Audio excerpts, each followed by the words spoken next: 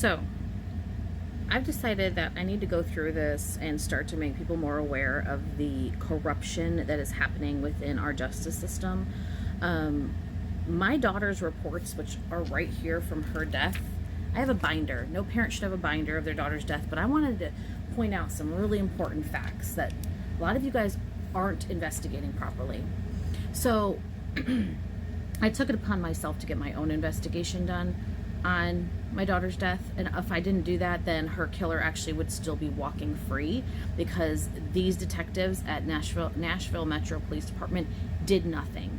They actually set my daughter up for a suicide that she did not do, and ended up being a murder that I knew took place because I got the confession myself from my son-in-law.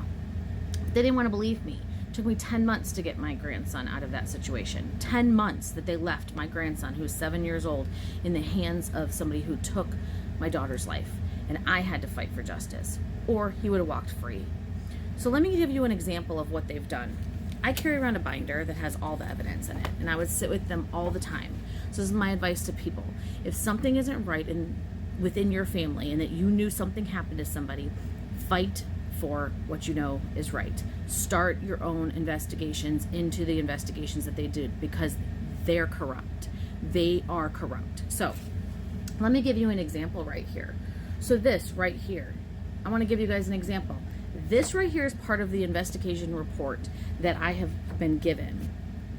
What it says down here at the bottom is that it says one page had 2 websites listed and no other information. So they are listing websites that they're saying that my daughter went on.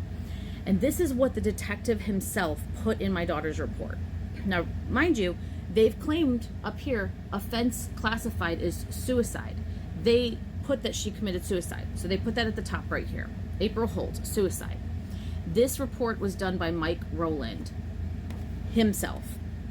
It says she looked at a site called atrrecovery.com. Any one of you with a phone right now can look up what that site says. Any one of you. atrrecovery.com. Then he goes further and he decides to put down here what that site is. And it says it is the 988 Suicide and Crisis Lifeline for emotional and substance use support. Look it up right now on your phone. This site is for a car repossession. It is not a suicide site. He planted this false information on my daughter's report and has not been held liable yet. I have placed claims. They will not hold them liable. They said that they're immune. They're immune to their actions. They're immune to what they've done, and it is not okay.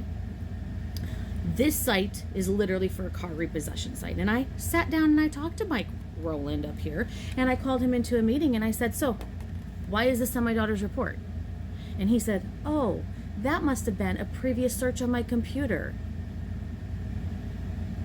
Bullshit. That is not a previous search on your computer. You put false information on there so that people would think that my daughter committed suicide when it was a murder, because you didn't want to listen to me, that nobody was doing their job.